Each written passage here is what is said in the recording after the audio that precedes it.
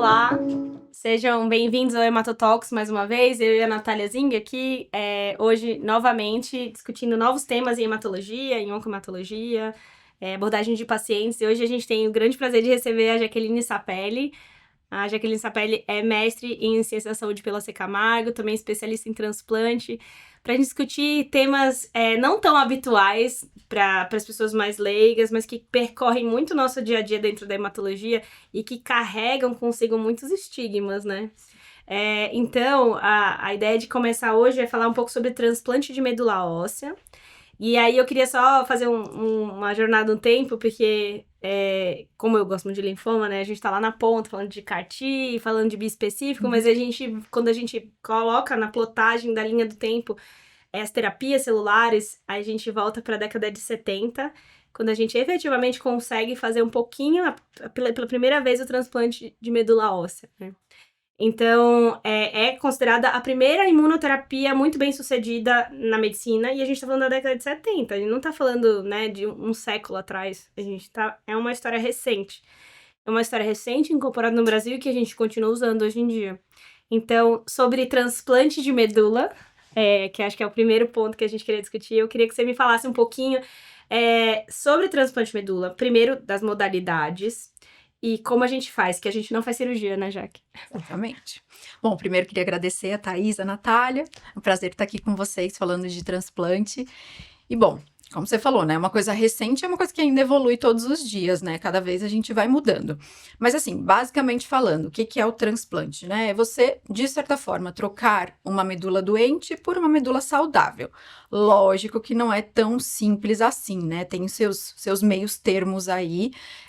E a gente tem algumas modalidades. Então, a gente tem o autólogo, que é quando a gente usa da pessoa para ela mesma. Então, a gente usa em algumas doenças, mielomas, linfomas, quando a gente precisa. E é quem defende que não é nem transplante, né? Exatamente. Que afinal é da mesma pessoa. Exatamente. Assim, né, a gente costuma dizer, é como não matar o paciente podendo fazer uma quimio de alta intensidade, né?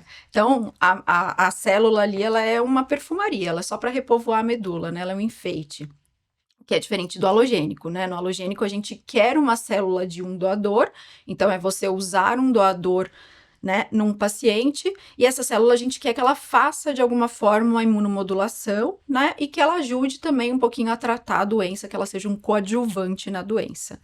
Mas o que eu gosto de falar para os pacientes, né, do halogênico, principalmente porque a gente usa muito em leucemia aguda. Então, são pacientes que fazem quimioterapia de alta intensidade. Então, o transplante em si é simples para eles, porque é mais da quimio que eles já fizeram. Uhum. Agora, a brincadeira realmente começa quando a medula pega, né? Porque aí é você ter uma medula nova num corpo antigo e balancear tudo isso, né? Então, é andar sempre numa corda bamba, porque você não quer que a doença volte. Que o transplante, na verdade, ele não acaba na alta, né? Ele não só tá acaba na começando. alta. Exatamente, A é alta aí do que transplante. começa. Exatamente, é bem isso. Então, a gente usa, lógico, para outras doenças, não só para leucemia, para aplasia, mas linfomas e outras coisas é mais raro, né? A nossa maior indicação são leucemias agudas mesmo. Carro-chefe, né? Exatamente, Do transplante halogênico. exatamente, que são os pacientes de alto risco. E aí, aproveitando o gancho do transplante, eu acho que é um conceito que eu sempre... Acho que todos nós permeiam no consultório, é a gente desmistificar que isso não é uma cirurgia, né? A gente não tira a medula de alguém e bota... Esses dias um paciente falou assim, sabe, Thaís, eu pensei que você ia fazer uma cirurgia, tirar a minha coluna e colocar a coluna no lugar. Eu falei, não, né? Não é assim. Mas é interessante porque esse imaginário, ele perpetua, né? Sim. É muito interessante. Muito comum. Na maioria dos pacientes, eles vêm com... Meu Deus, mas como é que o doador vai tirar a medula dele e colocar a medula em outra pessoa? E aí eu mesmo fiz um exercício que eu nunca tinha pensado dessa forma, né? Então... Mas é porque as pessoas confundem muito a medula óssea com a medula espinhal. Acho que esse é o primeiro ponto. Exatamente. Então, eles acham que a gente vai mexer na vértebra deles, né? Então, o primeiro ponto que a gente muda é dizer que a medula, realmente, ela fica dentro dos ossos longos, né?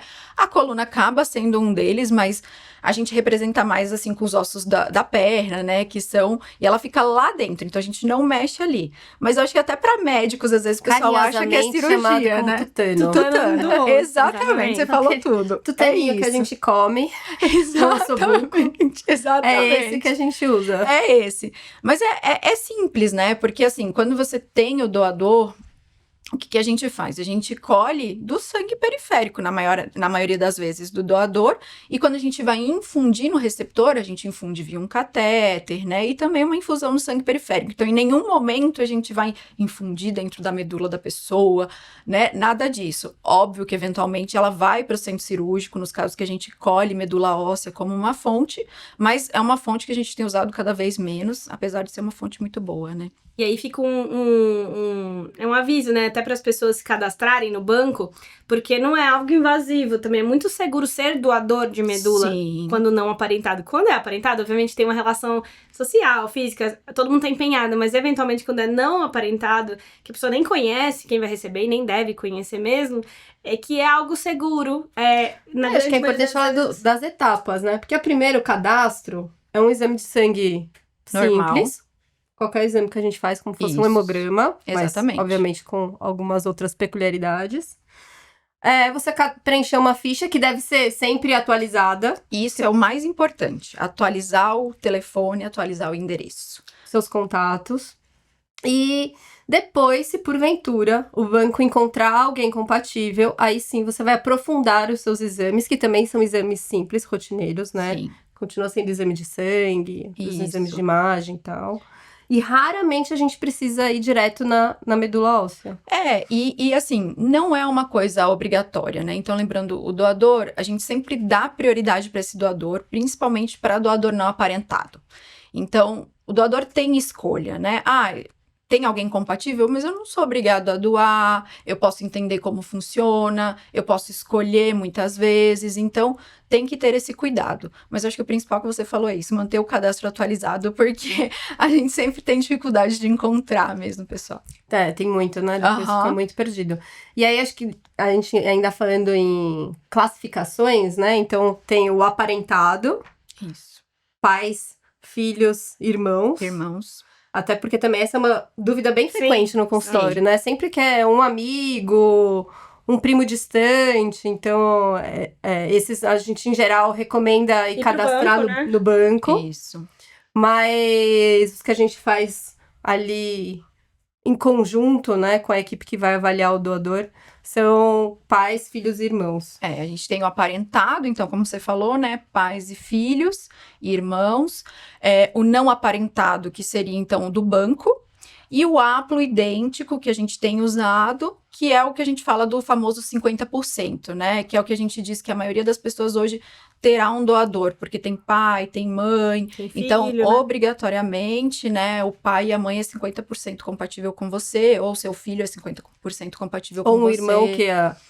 O irmão pode ser 50, pode ser 100, pode ser 0 compatível, o irmão vai um pouquinho além, né? Mas, por exemplo, primos, tios, é mais difícil, né? É muito mais difícil. A gente tem casos raros, mas é aquele caso que a sua mãe e o seu pai são casados, por exemplo, com o irmão da mãe, o irmão do pai, então aí são casos mais raros da gente ver, né? Do ponto de vista anedótico, eu vi recentemente um caso que eram 2 casais de gêmeos casados, aí tudo bem, né? Porque sim, essa é a chance de você ter realmente um primo igual, exato. Né? Primo irmão, né? Exato. Mas então, só conceitualmente, voltando, então, é um procedimento relativamente seguro, né? A gente coleta no sangue periférico, na grande maioria das vezes, raramente vai pra medula. Eu falo que é como se fosse uma diálise, né? Porque acho que diálise... Não, assim, porque diálise é mais amplamente conhecido, sim. Então, às vezes, para explicar pros pacientes, pros acompanhantes, é como se fosse uma diálise, né? Então, assim...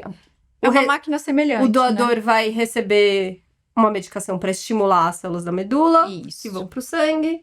A gente, na maioria das vezes, no doador também usa no braço, né? Exatamente. Evita usar o catéter.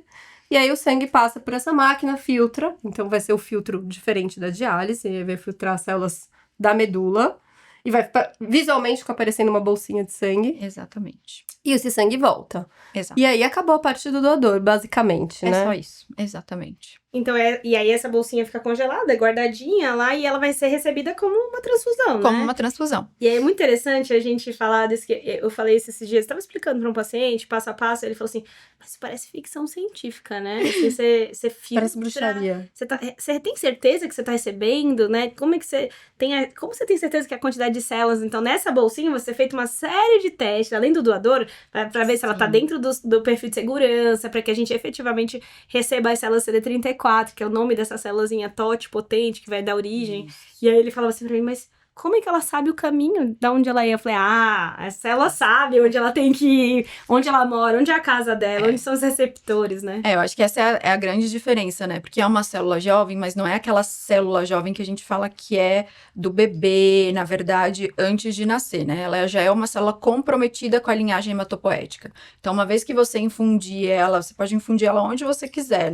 Normalmente a gente infunde no periférico, mas ela sabe que ela tem que ir lá na medula óssea, criar o nicho dela e se desenvolver, né? Ela é uma célula mais espertinha, já tá sinalizada, digamos assim. Bom, então temos autólogo, querendo ou não, halogênico, dentro do halogênico aparentado, não aparentado, e o haplo, que foi uma expansão, né, pra gente justamente possibilitar ter mais doadores. Exatamente. O haplo ainda é mais recente, né, em termos de história natural, assim, de história da evolução do transplante. Ele foi uma grande mudança no transplante, porque ele permitiu muita gente que não tinha doador ter doador. Né? Exatamente, né?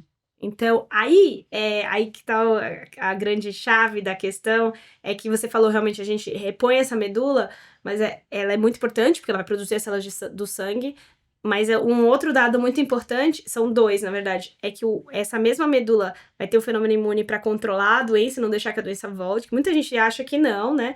E esse mesmo mecanismo de controle da doença também pode gerar o que a gente chama de doença enxerto contra hospedeiro, que é outro capítulo, e eu acho que é o capítulo que é realmente importante no halogênico, que volta o que a Natália falou, que não acaba quando termina, muito pelo contrário, né? Isso é uma jornada.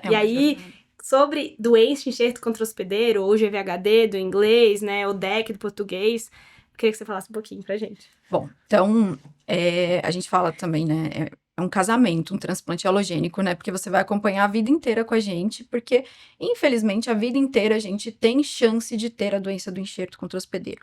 Então, o que é isso?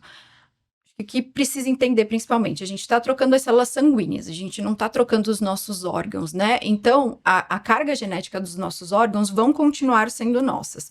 E as células sanguíneas, elas são de um doador. Quanto maior a compatibilidade, menos a chance de a gente ter essas células reconhecendo nossos órgãos como não sendo nossos, né? Que é o que a gente fala da doença do enxerto, né? É a célula nova não reconhecendo nossos órgãos e fazendo algumas manifestações, e ela faz isso por fatores ambientais, às vezes você desenvolve um quadro gripal, alguns estímulos externos que o sol, muito frequentemente, em pele, então alguns estímulos externos que podem deflagrar isso. E aí, nesse cenário, a gente tem a parte aguda e a parte crônica. O agudo, ele acontece com manifestações mais de pele, trato gastrointestinal e fígado. O crônico, ele é um pouquinho diferente, ele pode ter pele, fígado, trato gastrointestinal, mas são lesões de características diferentes, e lógico, a gente pode ter coração, rim, articulação e outras coisas, pulmão, todos eles. A gente costumava definir muito... até o D+100 é agudo, depois o D+100 é crônico. Hoje é muito difícil porque a gente vê muito aquele overlap de manifestações. Então, o paciente tendo características do agudo e do crônico ao mesmo tempo, né? Então, essa definição ela ficou um pouco mais complexa, ela se baseia um pouco mais na clínica do que no tempo por si só. E muita gente, quando faz o transplante, não, assim, apesar, a gente sempre esclarece, mas eu tenho a sensação sempre que isso fica um pouco esquecido, né? Porque é tanto alvo no transplante, no doador, encontrar um doador, a medula pegar, e realmente é uma grande festa, mas a gente não pode esquecer que realmente, como você falou, é uma longa jornada que pode ser sem nenhuma intercorrência, né, tomando todos os cuidados, e na grande maioria das vezes a gente ensina essa célula usando imunossupressores, né, para ir liberando aos pouquinhos, porque sempre falo, um paciente tá doente, ele tem um sistema imune mais desregulado, mas o doador é muito saudável, então a célula dele tá muito saudável, não foi exposta à quimioterapia, não foi exposta a tantas outras coisas, né? Exato. Então ela tá ávida por muitas coisas, por encontrar quem que não é dela, encontrar várias coisas, né? Então, a gente treina com imunossupressor, e vai descalonando, mas é um longo processo que pode ir e volta,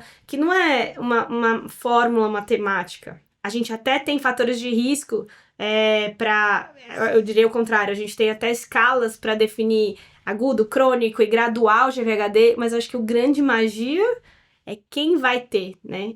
Isso a gente não sabe muito, né? O que a gente tem de evidência? Na verdade, a gente tem pouca evidência em relação a isso, né? Então, a gente faz todo o preparo pré-transplante dos pacientes pensando nisso, né? Porque, por exemplo, se o paciente tem um acometimento pulmonar prévio, a gente tem grandes chances de ele ter alguma coisa pulmonar de doença do enxerto. Da mesma forma para o fígado, para a pele. Então, elas acabam, né, indo mais nesses locais. Logicamente que a gente tem fatores de risco, né? Então, por exemplo, a idade do paciente é um fator de risco. A gente vê que quanto mais velhos os pacientes, mais chance de você ter doença do enxerto.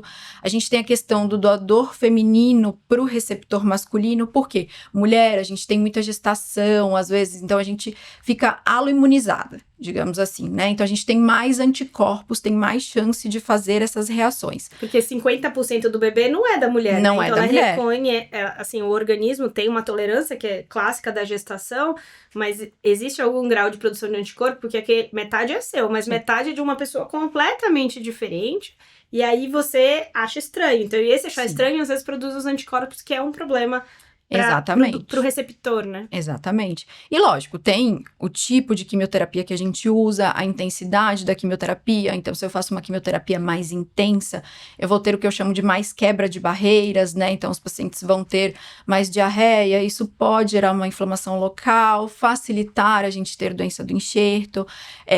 Algumas drogas, radioterapia corporal total faz muito isso. Alguns vírus, principalmente os vírus que a gente é exposto na infância, né? Então, citomegalovírus, Epstein-Barr, e isso pro agudo. No crônico é muito parecido, só que no crônico a gente agrega um fator de risco a mais, que é você ter tido agudo, só. Mas eles são muito semelhantes em fatores de risco. E aí, retomando a ideia de... Então, a gente tem como graduar, e a gente aprendeu muito a graduar, como tratar, né? Em que fase a gente faz uma corticoide, em que fase a gente vai aprofundar com imunossupressão, mas a gente ainda não tem como predizer muito o risco. Acho que a grande ciência, e eu tava relendo recentemente, todos os estudos que tentaram comparar, dividir, são todos negativos, né? Tal fator, especificamente lesão endotelial, ou alguma citocina inflamatória, nenhum deles conseguiu efetivamente separar, mas tem uma área que eu acho que é muito interessante, e aqui eu relembro, né? A Marjorie também tem um grande papel, que é a Infecto lá do hospital, lá do AC Camargo, e que é a parte de microbioma, viromas, né? Que é tentar entender que o todo, né, das citocinas inflamatórias, quebra de barreira, aquele perfil viral que o paciente carrega, tanto dele quanto do doador, talvez seja um binômio que a gente um dia, por inteligência artificial, consegue colocar aí todas as variáveis. E aí o machine learning diga pra gente, olha bem aqui, ou trata especificamente isso. Mas ainda fica mais ficção científica ainda. Mas eu acho que na verdade, a gente tem um pouco disso, né? Porque hoje, quando você gradua, basicamente a gente usa algumas escalas, mas as que eu mais gosto de usar, né? Que é o pessoal do Monte Sinai, que é o MEDIC, para agudo. E para o crônico, eu gosto muito do NIH. O grupo do MEDIC do Monte Sinai, o que eles fizeram recentemente? A gente tinha alguns scores, e quando a gente gradua o paciente, você coloca ele como leve, moderado e grave. E isso pra gente determina tratamento, determina quanto de imunossupressão você vai fazer pro paciente. E quanto mais imunossuprimido, mais chance de ter infecções, mais chances de mortalidade, mais chance, né, de a gente ter insucesso aí. Então, o que eles viram? Que os scores que a gente tinha, eles conseguiam colocar os pacientes mais no moderado e grave. E que muitos pacientes, eles eram super tratados. Então, alguns eram leves, mas acabavam nos scores caindo num score mais alto e iam para muito tratamento e muita imunossupressão. Então, recentemente, eles lançaram um score que foi o score de Manhattan, que ele pega só as características clínicas do paciente. Eles fizeram até uma calculadora, tem disponível para todo mundo. Então, você pega essas características e aí eles conseguiram realmente colocar os pacientes no leve, moderado e grave. E aí, eles viram que a gente tem alguns marcadores séricos, né? E com isso, eles fizeram um MEDIC composto, que inclui esses marcadores séricos. E com esses marcadores séricos, a gente consegue predizer como que o paciente está desenvolvendo, se ele vai desenvolver, como que ele está respondendo, né? Se ele respondeu bem ao tratamento, você consegue reduzir sua imunossupressão. Então, acho que a gente está avançando um pouquinho nisso com esses marcadores novos, né? Lógico que aqui no Brasil ainda pra gente vai ser um pouquinho difícil, porque a gente não consegue dosar tanto essas coisas como eles têm lá, a gente, né? Às vezes já tem dificuldade de dosar o citomegalovírus, né? Exatamente. Então, pra gente não é muita realidade. Vacina, CXR4. Exatamente. Mas já temos isso, né? Então, a gente gente vê que já está tendo uma evolução para isso. E essa questão do microbioma que você falou também é bem interessante, né? Porque a gente tem dados até para quimioterapia mesmo. Sim. Então, e muito do que a gente fala tá na questão alimentar, né? Por que caiu aquela coisa, não pode cru, não pode isso. Então, a gente fala para o paciente, não muda a sua alimentação, porque a sua flora intestinal normal está acostumada com essa alimentação. Uma vez que você muda a sua flora, você muda suas bactérias boas, então você fica mais sujeito a inflamações. Então, isso é uma coisa que também vem cada vez mais nas pesquisas. Eu acho que da alimentação que a gente fala muito, é sempre o maior medo, tanto durante a quimio, durante o pós-transplante, é de infecção, né? Sim. De intoxicação alimentar. Sim. Então, o que eu mais recomendo, mais do que às vezes não comer isso ou não comer aquilo, é a segurança alimentar. Exatamente, assim, eu digo que nesse tempo todo de transplante, raras vezes eu vi infecção alimentar, acho que uma vez eu vi, e é o que a gente tem medo, que foi uma salmonelose, que o paciente comeu ovo cru, né? Então, assim, esse não, né? Mas assim, a fruta, a verdura, se você lavou direitinho, higienizou na sua casa, vai te trazer problemas. É uma coisa que você tá habituado. Exatamente, você não vai, bom né? senso, né? Às 2 da tarde no buffet, quando todo mundo já mexeu, né? Então, exatamente. Algumas coisas de bom senso, exatamente. E aí, lembrar que GVHD é a principal causa de óbito no pós-transplante não relacionada à doença, né? Não relacionada à progressão. Isso. Relacionada a procedimento. Relacionado ao transplante, então é a principal causa de óbito. Por isso, tanto esforço em cuidar também. E justamente esse binômio imunossupressão, infecção, né? Por isso a gente também precisa, né, da infectologia muito próxima, porque esses pacientes eles têm infecções totalmente atípicas, né? Exatamente, né? E isso é sempre muito complexo, é você conseguir balancear a imunossupressão, porque você precisa tratar aquele paciente sem que você perca ele com uma infecção, né? Então, a gente tem que ter realmente essa questão, e por isso que a gente volta nesses scores de risco, né? Conseguir classificar quem consegue usar menos imunossupressão para ter menos infecção. Então, eu acho que esse é o ponto mais complexo do GVHD, né? O balanceamento do imunossupressor. E é isso como você falou desde o começo, né? Que é um casamento. E quando a gente vai conversar com o paciente sobre o transplante, é isso mesmo, né? Porque a gente fala, então, quando vai a alta de novo, só tá começando. Não acabou na alta. E pelo menos esses 3 primeiros meses, né? Assim, desde o D0, que é o dia da infusão, né? Então, esses D mais 100, aí... ouro esses dias, o paciente tem que ficar bem de pertinho com a gente. Justamente por isso. Às vezes uma diarreia pode ser um GVHD, pode ser uma coisa alimentar, pode ser um citomegalovírus. Exatamente. E esse ajuste de imunossupressor é semanal, né? Semanal tem que ver o nível sérico, ver se tá bom, então a dose para não ter toxicidade. Tem que ver se não tá desenvolvendo um GVHD, se não tá, então... apresentando citomegalovírus ou outra infecção, né? Mas citomegalo que é o mais comum aí relacionado à imunossupressão. Então, realmente um paciente tem que estar na nossa mão. E um dos desafios que a gente tem, muitas vezes, é esses pacientes irem para outros lugares, né? Então, a gente sempre fala, não, teve febre, teve qualquer coisa, avisa e vem para cá. Sim. Porque você cai em um centro que não é né? Às vezes não tem nem hemato, não é nem que não seja transplantador, assim, mas um centro que não tem essa visão do transplante... vai passando despercebido, né? Ninguém vai pensar em GVHD, se for um clínico, né, não hematologista. A gente sabe que isso é muito difícil, né? Porque a gente aqui em São Paulo, a gente recebe muito paciente de fora. Então, os pacientes, eles vêm com aquela expectativa de ficar um certo tempo que às vezes se prolonga. E aí começa aquela ansiedade, eu quero ir pra casa, eu quero ir pra casa. Então, lógico, a gente entende também o lado deles, porque a gente tem nosso dia a dia, né? A gente quer ir pra nossa casa também. Então, é sempre bom ter um contato próximo com o hematologista deles, que pode ajudar, né? Ter um médico de referência no lugar, porque eu acho que isso a tecnologia propiciou um pouco pra gente, né? Ter um pouquinho mais dessa comunicação e até facilita pro paciente. Mas ele vai estar exposto a isso a vida inteira dele, então em algum momento ele vai voltar, mas a gente sempre mantém esse contato. E acho que outro ponto também que a gente não falou é o risco da doença, né? Então, dependendo, principalmente nas leucemias, tem as leucemias de mais alto risco, que justamente precisam transplantar, né? Não tem discussão do transplante como tratamento curativo, mas tem risco da doença voltar. Tem. E aí também o uso do imunossupressor mais tempo também vai levar ao maior risco da doença voltar. Então a gente fica sempre nessa balança. No limbo, né? É a famosa corda bamba, né? O paciente tá aqui. De um lado, se ele pender, ele vai pra doença do enxerto. Do outro lado, se ele pender, a doença volta, né? Então, essa que é a dificuldade do transplante. Essa É você coordenar tudo isso, exatamente. Mas a gente melhorou, né, em relação aos imunossupressores, porque a gente tinha corticoide, basicamente, né? E depois a gente evoluiu com as ciclosporinas, o tacrolimus, miclofenolato, mas hoje em dia a gente tem novos agentes que conseguem, pelo menos, né, idealmente, não bloquear o evento da ação do GVL, né, que é a ação do enxerto contra a doença em si, que é contra a leucemia, contra o linfoma, mas consegue bloquear o GVHD. E aí que são os IBTKs, né, os inibidores de JAK2, eu acho que foi um grande avanço, né? Foi. E não só isso, outra coisa que eu queria que você falasse, aproveitar, né, que foi a ciclofosfamida pós, que vem no contexto do haplo, né, do haplo idêntico, do transplante haplo idêntico, mas vem sendo expandido a sua ação, justamente porque se viu que esses pacientes desenvolviam menos GVHD, né? Acho que uma é a prevenção, Sim. Então, né, que a ciclo traz, e aí possibilitou também você ter mais doadores, né, ter mais mismatches aí de HLA, e depois os tratamentos, o avanço no tratamento.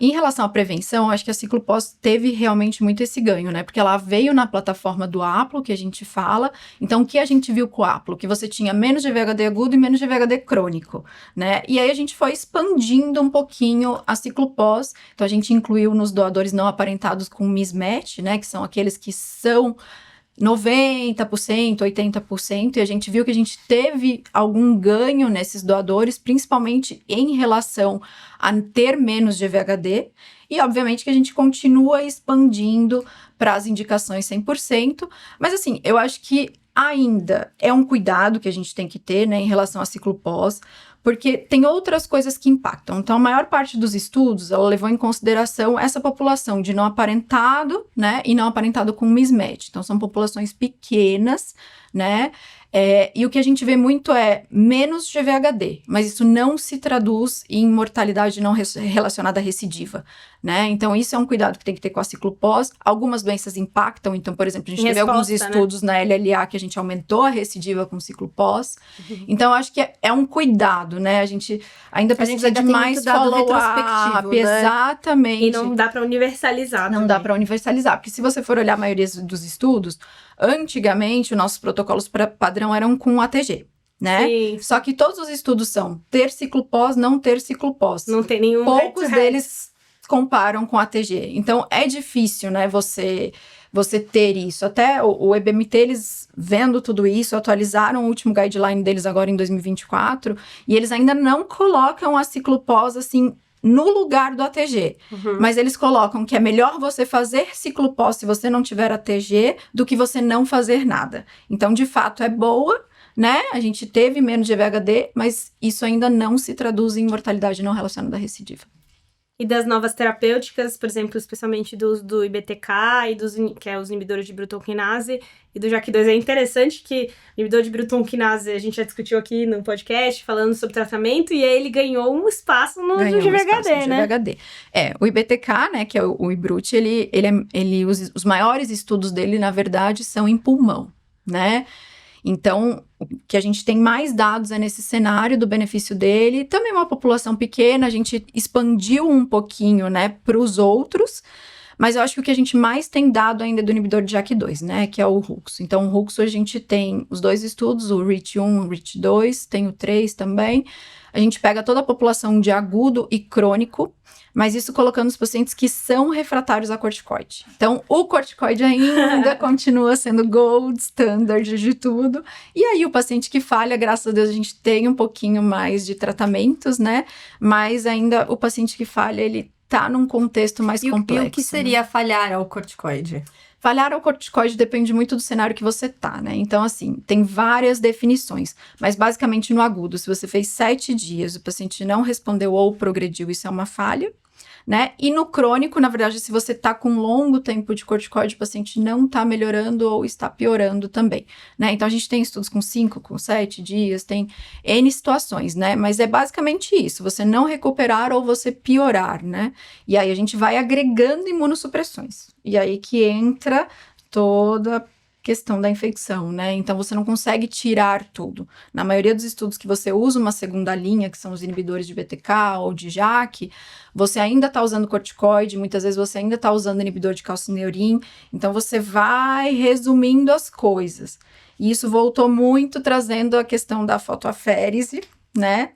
Que é muito parecido com a máquina da diálise que a gente falou, só que a gente emite uma luzinha ali nas células T, que são as grandes responsáveis pelo GVHD, e com isso a gente tem menos imunossupressão do que a gente teria com essas drogas, né? Então a gente tem cada vez mais conjugado fotoaférese precocemente para evitar esse risco de infecção. Lembrando que a fotoaférese a gente tem grande limitação de acesso no Brasil, né? Tem poucos centros que fazem, puxando um pouco sardinha por causa dos linfomas cutâneos, da síndrome cesaríaca também. A gente tem muita dificuldade de acesso, especialmente no público. Então são poucos centros que fazem, mas realmente é uma excelente carta, né? Ou possibilidade de tratamento. E aí, eu e a Natália, a gente sempre gosta de personificar, assim, um pouco, né? A gente fala muito de coisas complexas aqui, a gente sabe que é uma demanda do paciente, da família, de conhecer, de estudantes, enfim, de nossos pares, hematologistas, mas eu sempre acho que a gente tem que personificar, e quando eu falo personificar, é a ideia de trazer uma experiência sua, óbvio, sem nomes, no anonimato, mas que tenha te marcado, assim, seja por dificuldade, seja por sofrimento pessoal, por relação, ou por uma jornada muito longa. E aí eu queria saber se você tem algo para dividir conosco. Vários. Acho que em 8 anos de transplante a gente vê várias coisas, assim, então... Acho que no cenário de GVHD tem um paciente que me marcou muito, que ele tá ótimo, hoje ele passa comigo ainda, tá vindo mês que vem, que foi numa das minhas licenças, né, que ele teve digamos, um quimerismo, que é o que a gente vê no pós-transplante, né, ele teve uma perda de quimerismo, então a doença dele parecia estar voltando, então a gente acabou fazendo um tratamento, infundindo os linfócitos do doador, que a gente acaba fazendo para estimular essa medula. E aí ele teve um GVHD muito grave de trato gastrointestinal, que foi super difícil de tratar. E aí a gente fez primeira linha, não respondeu, usou segunda linha com inibidor de JAK, respondeu parcialmente, mas aí você entra naquele cenário de que muito imunossuprimido, muitas infecções, então foi um dos que a gente entrou com fotoaférese e aí conseguiu ir tirando os imunossupressores e tá bem até hoje.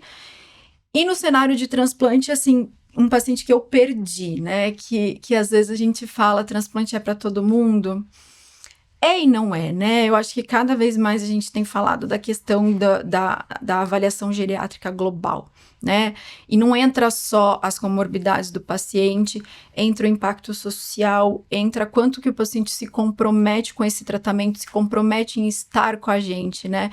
Então, e pensar muito em qual que é a perspectiva de vida do seu doente, né? Um paciente que, eventualmente, você olha, ele tá super bem, mas aí por dentro ele não tá tão bem. E quando você submete ele a um transplante, mesmo que seja um transplante mais leve, de intensidade reduzida, às vezes o paciente vai ter mais doença do enxerto contra hospedeiro, consequentemente mais infecção, e você vai perder o paciente. Então, esse paciente específico me fez rever muito dos meus conceitos de quem que eu levo para o transplante de verdade, qual que é a perspectiva de vida e qual que é a realidade, né? Eu acho que eu me coloco muito no lugar deles, assim, acho que se eu tivesse uma doença grave, eu, óbvio, gostaria de saber quanto de porcentagem de cura eu tenho, mas talvez eu gostasse de estar mais com a minha família do que estar mais no hospital. Mais tempo internado, né? Mais tempo... Exatamente. Então, é isso que a gente tem que balancear, né? Hoje, cada vez mais, a escolha é dividida com os pacientes. Sim. E acho que você colocou um ponto também que a gente não falou, mas é fundamental, de novo, sobre esse casamento, que o paciente tem que estar muito alinhado. Sim. Ele tem que ter noção dos jornada, riscos, né? E do comprometimento dele. Seja de tomar as medicações, seja de ir às consultas, de fazer os exames. Então, todo mundo tem que estar alinhado na mesma conversa. A gente tem um paciente com aplasia bom, fez o diagnóstico, jovem, já começamos a pensar na questão do transplante. Mas agora, ele já não toma as medicações. E não responde, e não faz o exame. E aí chega no hospital com 4 de hemoglobina. E outro dia ele, doutora, e o meu transplante? Eu falei, a gente não vai transplantar desse jeito. Não, exatamente. Enquanto você não aderir ao tratamento, não estiver aqui toda semana fazendo exame, tomando as medicações, etc., não tem como levar pro transplante. Então, esse é um ponto, porque muitas vezes a gente fica só discutindo a doença, se a doença precisa transplantar. E uma coisa é a doença precisar transplantar para ser curada. Outra coisa é aquela pessoa conseguir ser transplantada. Exato, e você sente isso no paciente, né? Então, a pessoa que não tá vindo tratar é a pessoa que não vai tomar o imunossupressor, né? Que não vai acompanhar no pós-transplante. Que vai tomar sol. Que você vai perder de GVHD e de infecção, né? Ou até de recidiva de doença. Então, isso é um ponto que a gente sempre tem que levar em consideração, né? Eu acho que a gente tem realmente essa coisa, né? De querer tratar a doença e às vezes a gente esquece de ver o contexto inteiro do paciente. Isso é muito importante. E aí, por fim, o nosso outro capítulo aqui no podcast é uma dica. O que você daria de dica para um jovem hematologista? Alguém que está começando? Somos todos jovens, mas já temos... Jovens. Mas... Um pouco mais jovem, Thaís, do que você. Não, mas eu digo assim, a gente tá aí quase nos 10 anos de hemato, a gente tá falando assim, alguém que tá pensando em fazer hemato, né, ou que tá na residência, porque... A gente está em grandes centros, está lá na ponta do serviço quaternário, quintenário, etc. A jornada é longa, né?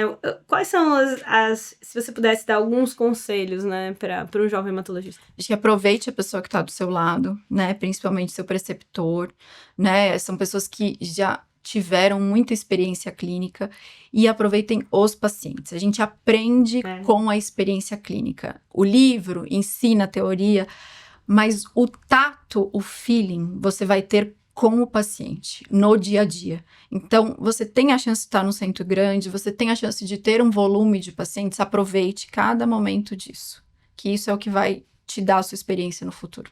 E cada pessoa que entra na nossa vida, a gente entra um pouco, é um universo, né? Falo que eu já aprendi muito mais com os pacientes. Aprendi muito mais sobre a vida com os pacientes. Eu ia falar isso, com certeza. Não é só sobre aprender hematologia. Aprendi muito mais sobre a vida com os meus pacientes do que muitos livros que a gente leu, assim. Muito mais. Você passa a refletir, né? Eu sempre reflito muito essa questão... Porque às vezes a gente tá ali passando visita, aí o paciente, eu quero ir embora, e você fica estressado. Não, mas aí... Pra mim é fácil, né? Porque eu tô indo ali passar visita, eu vou pra minha casa. Ele não, ele tá ali, ele tá mobilizando toda a família dele, ele mudou toda a logística da família dele, né? Então, acho que a gente tem que se colocar sempre no lugar do paciente, na dificuldade do paciente. E, querendo ou não, o Covid atrapalhou um pouco, né? Nessa questão de humanizar o hospital. Exatamente. Muito, né? Barreira no transplante. Você bloqueava muito, não podia ter visitas, tinha que ficar um acompanhante quando podia ter acompanhante, né? Às vezes a pessoa ficava sozinha. Muitos pacientes nossos transplantaram sozinhos. Exatamente, a gente teve essa fase também. Então, isso é muito complicado, né, para os pacientes, porque você precisa de alguém do seu lado, né? E o acompanhante muitas vezes te ajuda nisso, né? Ajuda a tornar as coisas mais leves. Então, é importante, com certeza. Queria te agradecer, foi incrível. Obrigada. Jornada de transplante é uma jornada mesmo, assim, é uma jornada que esse paciente passa, é uma jornada que a gente aprende. É um ponto muito específico da medicina, desconhecido por médicos generalistas, então queria te agradecer muito. Imagina. Eu que agradeço, gente. Foi um prazer. Prazer. Deixem seus comentários, suas dúvidas, e a gente está à disposição aí para sugiram temas para que a gente discuta aqui no Tomando Café, né? Exatamente. Até a próxima.